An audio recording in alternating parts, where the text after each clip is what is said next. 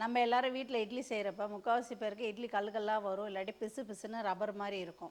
அந்த மாதிரி வராமல் இருக்கணும்னா நம்ம சொல்கிற டிப்ஸ் எல்லாம் ஃபாலோ பண்ணிங்கன்னா இதே மாதிரி நீங்களும் வீட்லேயே பஞ்சு போல் இட்லி ரெடி பண்ணிடலாம். முக்கால்வாசி பேர் நம்ம இட்லி மாவு அரைக்கிறப்ப பண்ணுற பெரிய தப்பு இதுதான். வீட்லேயே நமக்கு மல்லிகைப்பூ மாதிரி இட்லி வரதுக்கு நான் சின்ன சின்ன டிப்ஸ் எல்லாம் மாவு அரைக்கிறதுக்கு சொல்கிறேன். அதை நீங்கள் வீடியோ ஃபுல்லாக ஸ்கிப் பண்ணாமல் பார்த்தீங்கன்னா நீங்களே வீட்டில் செஞ்சிடலாம். இட்லி மாவுக்கு அரைக்க தேவையான பொருட்கள்: 560 புழுங்கலரிசி 1 கிலோ, 200 கிராம் உளுந்து, 1 டீஸ்பூன் வெந்தயம். நம்ம இப்போ எடுத்து வச்சிருக்க 1 கிலோ புழுங்கலரிசியை ஊற வச்சுக்கலாம். இப்போ நம்ம புழுங்கலரிசி எடுத்துருக்கோம். இது வந்து 560 புழுங்கலரிசின்னு சொல்லுவாங்க. நம்ம குண்டரிசியோட இந்த அரிசி போட்டோம்னா இட்லி நல்லா பஞ்சு பஞ்சாக வரும். இந்த 1 கிலோ புழுங்கலரிசிக்கு 200 கிராம் உளுந்து போட்டால் போதும். அதே மாதிரி அரிசி வந்து குறைஞ்சது ஒரு 2 மணி நேரத்துலேருந்து 4 மணி நேரம் வரைக்கும் ஊறணும். அரிசி நல்லா ஊறினாதான் நமக்கு இட்லி நல்லா வரும். இப்போ நம்ம அரிசியை தண்ணி ஊற்றி ஊற வச்சிடலாம்.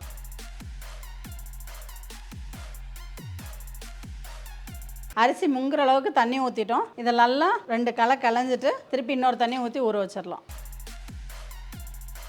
இப்போ நம்ம அரிசி நல்லா கலைஞ்சிட்டோம். இப்போ அரிசி முங்குற அளவுக்கு தண்ணி ஊற்றி நல்லா 2 மணி நேரம் ஊற வச்சிடலாம். நமக்கு இப்போ அரிசி ஊறிக்கிட்டு இருக்கு. உளுந்து வந்து நம்ம அரைக்க போகிறதுக்கு ஒரு அரை மணி நேரம் முன்னால் ஊற வச்சா போதும். இப்போ நம்ம எடுத்து வச்சிருக்க 200 கிராம் உளுந்தை ஊற வச்சிடலாம். இப்போ நம்ம உளுந்தோட 1 டீஸ்பூன் வந்து வெந்தயம் மட்டும் போட்டுக்கலாம். நம்ம வெந்தயம் போடுறோன்னா வெந்தயம் வந்து குளிர்ச்சிக்காண்டி போகிறது. இப்போ இந்த வெந்தயம் போடுறதுனால நம்ம இதில் தோசையும் நம்ம ஊற்றிக்கலாம். இட்லியும் நல்லாயிருக்கும், தோசையும் சூப்பராக வரும் நமக்கு. இப்போ நம்ம அரிசி 1 கிலோ ஊற வச்சாச்சு. உளுந்து வந்து அதுக்கு 200 கிராம் போட்டால் போதும். உளுந்து வந்து நமக்கு ரொம்ப நேரம் ஊறிடக்கூடாது. ரொம்ப ஊறிச்சுன்னா நமக்கு நீத்து போன மாதிரி ஆயிரும் உளுந்து. அதனால ஒரு அரை மணி நேரம் ஊறினா இட்லி நமக்கு ரொம்ப சாஃப்டாக வரும். இப்போ நம்ம உளுந்து முங்குற அளவுக்கு தண்ணி ஊற்றி ஊற வச்சிடலாம். இப்போ நமக்கு உளுந்து நல்லா அரை மணி நேரம் ஊறி வந்துருச்சு. நல்லா இந்த மாதிரி வெடிச்சு வந்திருக்கு. இந்த ஸ்டேஜில் தான் நம்ம மாவு அரைக்க போகிறோம். நமக்கு உளுந்து வந்து ரொம்ப நேரம் ஊறிடக்கூடாது. 1 மணி நேரம் 2 மணி நேரம்லாம், ஒரு அரை மணி நேரம் ஊறினாலே போதும். உளுந்து ரொம்ப நேரம் ஊறிச்சுன்னா நமக்கு நீத்த மாதிரி ஆயிரும் அந்த உளுந்தோட கன்சிஸ்டன்சி. அதனால அரை மணி நேரம் ஊற வச்சு நம்ம ஆட்டுற பதத்தை இப்போ காமிக்கிறோம். இப்போ நமக்கு அரிசி நல்லா 2 மணி நேரத்துக்கு மேலே இந்த ஸ்டேஜுக்கு ஊறிடுச்சு. இப்போ நம்ம மாவு அரைக்கிறது எப்படின்றத பார்த்துடலாம். இப்போ நம்ம ஃபஸ்ட்டு அரிசி போட்டு அரைச்சிக்கலாம். இப்போ நம்ம அரிசி கொஞ்சம் கொஞ்சமாக போட்டு அரைச்சிக்கலாம். இப்போ கொஞ்சம் கொஞ்சமாக அரிசி போட்டுக்கலாம். நம்ம தண்ணி ஊற்றிக்கலாம் கொஞ்சோண்டு.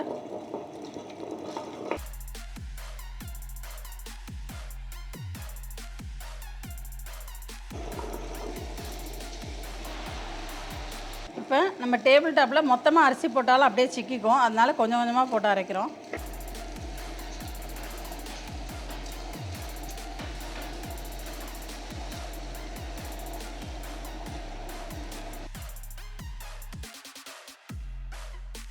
இப்போ நம்ம ஏன் முதல்ல அரிசி போட்டு ஆட்டுறோன்னா அரிசி ஆடுறதுக்கு நமக்கு டைம் எடுக்கும். அதனால முதல்ல அரிசி போட்டு ஆடுங்க. உளுந்து வந்து நம்ம ஃபஸ்ட்டே ஆட்டி வச்சிட்டோம்னா அது நீத்த மாதிரி ஆயிரும். அதனால அரிசி ஆட்டி எடுத்ததுக்கப்புறம் நம்ம உளுந்து போட்டு அரைச்சிக்கலாம்.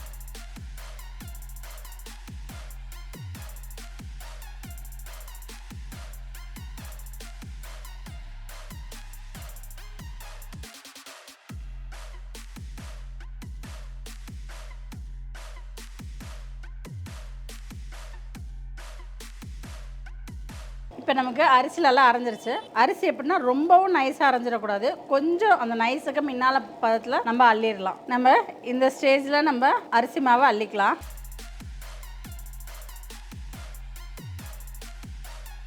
இப்போ நம்ம அரிசி ஆட்டி அள்ளிட்டோம். இப்போ அடுத்தது நம்ம உளுந்து போட்டுக்கலாம். உளுந்தையும் கொஞ்சம் கொஞ்சமாக போட போகிறோம். இப்போ நம்ம உளுந்து கொஞ்சம் கொஞ்சமாக போடுறோம்.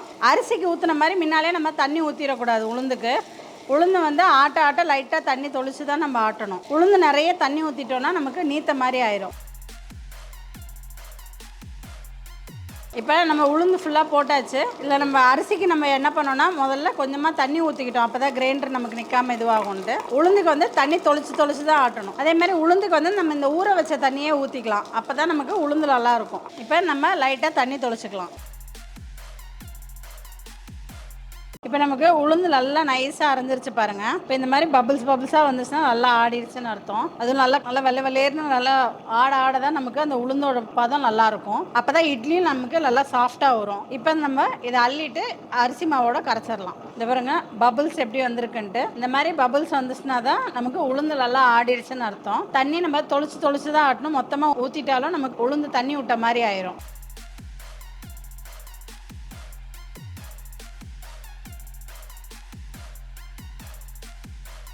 இப்போ நம்ம அரிசி மாவும் அள்ளி உளுந்து மாவும் அள்ளிட்டோம். இப்போ இதை நம்ம உப்பு போட்டு கரைச்சி வச்சிடலாம்.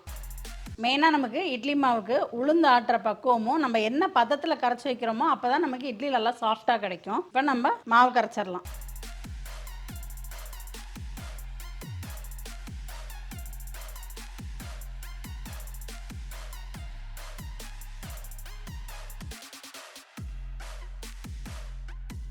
நம்ம அரிசி உளுந்தையும் நல்லா மிக்ஸ் பண்ணணும். அப்போ தான் இட்லி நமக்கு நல்லா வரும், சாஃப்டாக பஞ்சு பஞ்சாக வரும். இது திக்காக இருக்குது, இன்னும் கொஞ்சம் தண்ணி ஊற்றிக்கலாம்.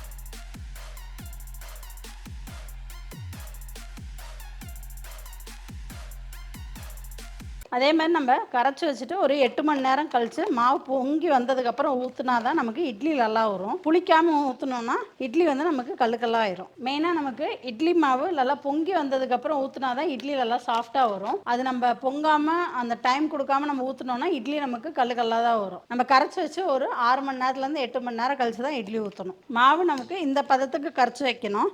அப்போ தான் பொங்கி வரப்போ அந்த பதம் கரெக்டாக இருக்கும். நம்ம மாவு இந்த பதத்துக்கு கரைச்சி வச்சுக்கணும். இப்போ நம்ம இட்லி மாவு கரைச்சி வச்சுருந்தது இன்னொரு பாத்திரத்தில் மாற்றி வச்சுருந்தோம். 8 மணி நேரம் ஆயிடுச்சு. மாவு பாருங்கள் நல்லா பொங்கி வந்திருக்கு. இப்போ மாவு பாருங்கள் நல்லா லேயராகிட்டே இருக்குது, மேலே பொங்கி வந்தது. இப்போ நம்ம இட்லி ஊற்றி பார்த்துடலாம் எவ்வளோ சாஃப்டாக வருதுன்றது. இப்போ நம்ம இட்லி பாத்திரத்தில் தண்ணி ஊற்றி வச்சுட்டோம். இட்லி பாத்திரம் நல்லா சூடு ஏறினதுக்கப்புறம் நம்ம இட்லி ஊற்றி வச்சாதான் இட்லி நல்லா சாஃப்டாகவும் கிடைக்கும், சீக்கிரமும் நமக்கு வெந்துடும். இப்போ நம்ம இட்லி ஊற்றிடலாம். நமக்கு நல்லா சூடு ஏறிடுச்சு. லைட்டாக தண்ணி தொளித்து குழி பண்ணிவிட்டு நம்ம இட்லி ஊற்றிக்கலாம்.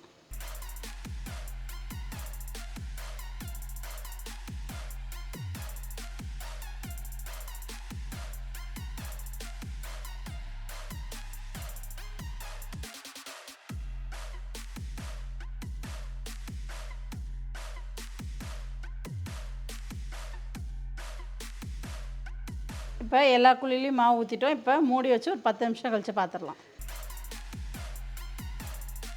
இப்போ நம்ம மூடி போட்டு 5லேருந்து 10 நிமிஷம் ஆயிடுச்சு. இப்போ நம்ம திறந்து பார்த்துடலாம். இப்போ நம்ம வெந்துருச்சான்னு பார்க்குறதுக்கு ஒரு சின்ன டூத் பேக் வச்சு குத்தி பார்த்தா நமக்கு தெரிஞ்சிடும். குத்தி பார்த்தோன்னா அதை பாருங்கள், மாவே இல்லை, நல்லா வெந்துருச்சு. இப்போ நம்ம கொட்டிடலாம். இப்போ நம்ம துணியில் ஒட்டாமல் வரதுக்காக லைட்டாக தண்ணி தொளிச்சுக்கலாம்.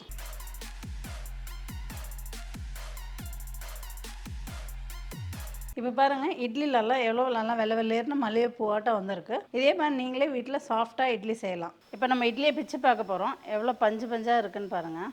இப்போ இட்லி பாருங்கள், நல்லா அமுக்குனாலே நல்லா சாஃப்டாக இருக்குது.